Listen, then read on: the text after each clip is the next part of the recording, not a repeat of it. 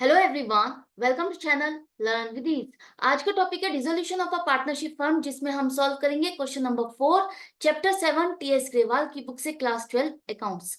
Online sessions, online classes के लिए आप मुझे इस नंबर पर व्हाट्सएप कर सकते हो अपना नाम और क्लास। अगर आप टीएस ग्रेवाल के साथ साथ डीके गोयल बुक को भी फॉलो कर रहे हो और उसके सॉल्यूशंस ढूंढ रहे हो तो इसी चैनल की प्लेलिस्ट को क्लिक करो, आपको न्यू एडिशन के सॉल्यूशंस अपलोडेड मिलेंगे। साथ में ही कम्युनिटी सेक्शन में एमसीक्यूज मिलेंगे क्विज की फॉर्मेट में और एमसीक्यूज के सॉल्यूशन शॉर्ट्स में। तो बहुत कुछ है चैनल पर, विजिट द चैनल। अच्छा लगे तो शेयर और सब्सक्राइब जरूर करना। क्वेश्चन में 3 केसेस दिए गए हैं और तीनों केसेस में जर्नल एंट्री क्या होगी यही आपको बतानी है। तो फर्स्ट केस है 10,000 का रियलाइजेशन का खर्चा जो कि रमन एक पार्टनर को करना था। बोर्न बाय द रमन, मतलब ये खर्चा रमन को करना था लेकिन फर्म ने इसकी पेमेंट कर दी। तो इसका मतलब हुआ फर्म ने रमन के बिहाफ पर पेमेंट कर दी। तो क्या फर्म को ये पेमेंट वापस मिल गई है? नहीं, रमन ने अभी फर्म को पेमेंट नहीं की, तो फर्म रमन से पैसा लेगी। तो रमन कैपिटल अकाउंट को हम डेबिट करेंगे कि हमें इतना पैसा रमन से लेना है। और फर्म का पैसा जो कि क्रेडिट हो गया, पेमेंट किए तो बैंक या कैश अकाउंट क्रेडिट हो गया, पैसा चला गया तो टू बैंक या कैश अकाउंट को क्रेडिट करोगे। क्लियर है? तो यहां पर आप रियलाइजेशन अकाउंट को डेबिट या क्रेडिट कहीं पर भी नहीं लिखोगे। ये खर्चा अभी फर्म का नहीं है, ये खर्चा किसको करना था? पार्टनर रमन को करना था। क्लियर है?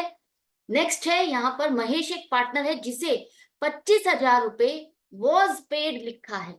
इसका मतलब है हमने उसके साथ फिक्स करी है ये पेमेंट एज अ रेम्युनरेशन कि वो डिसोल्यूशन का वर्क देखेगा और उसको इतनी पेमेंट एज अ रेम्युनरेशन दी जाएगी और वो सारा खर्चा was to bear the expenses और वही सारा खर्चा भी देखेगा।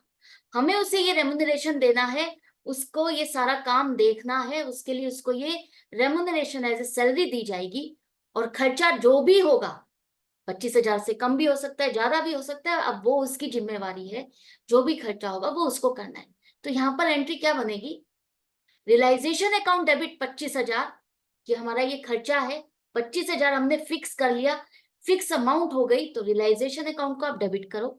और ये हमें किसे देना है? महेश के साथ हुआ है फिक्स, तो टू महेश कैपिटल अकाउंट को आप क्रेडिट करो 25,000, क्योंकि ये अभी पेबल है, पेमेंट नहीं हुई। वॉज पेड नहीं है, पेमेंट नहीं हुई।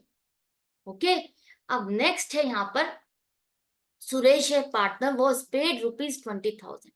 यहाँ पर भी इसका मतलब है सुरेश के साथ एक रेमुनरेशन फिक्स करा गया है कि 20,000 रुपए उसे दिए जाएंगे डिसोल्यूशन का काम देखने के लिए और उसे ही सारा खर्चा देखना है। सारा खर्चा देखेगा, सारा काम देखेगा। हम तो बस उसको 20,000 रुपए फिक्स्ड अमाउंट है दे देंगे, चाहे इससे ज्यादा खर्च हो चाहे इससे कम हो। अब क्या हुआ, फर्म ने 5,000 रुपए का जो खर्चा था वो पेमेंट कर। अब ये जो 5,000 का खर्चा है, अगर फर्म ने पेमेंट कर दी तो क्या ये फर्म का खर्चा था? क्या ये फर्म को करना चाहिए था? नहीं। हमने तो सुरेश के साथ एक डील की है कि हम उसे 20,000 रुपए देंगे, खर्चे सारे उसको करने हैं। तो इसका मतलब फर्म ने सुरेश के बिहाफ पर पेमेंट कर दी है। तो रियलाइजेशन अकाउंट को हम डेबिट कर देते हैं। हम इतना खर्चा जो हम कर चुके हैं रियलाइजेशन के नाम पर, 5,000 रुपए डेबिट करो टू बैंक और कैश अकाउंट क्रेडिट करो 5,000। इतना खर्चा तो आपने पेमेंट कर दी रियलाइजेशन एक्सपेंस के नाम पर।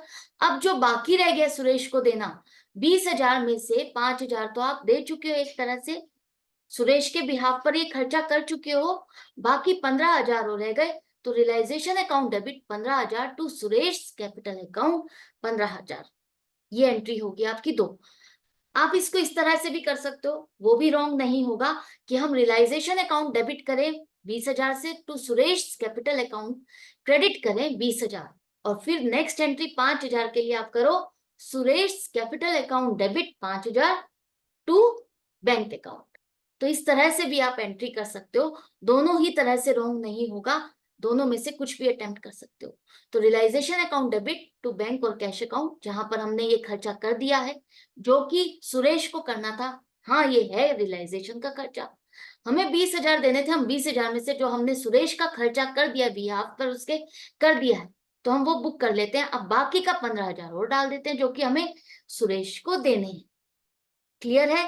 आई होप ये अच्छे से समझ में आ गई है सारी एंट्रीज। तो मिलते हैं नेक्स्ट वीडियो में नेक्स्ट क्वेश्चन के साथ और भी समझने और सीखने के लिए।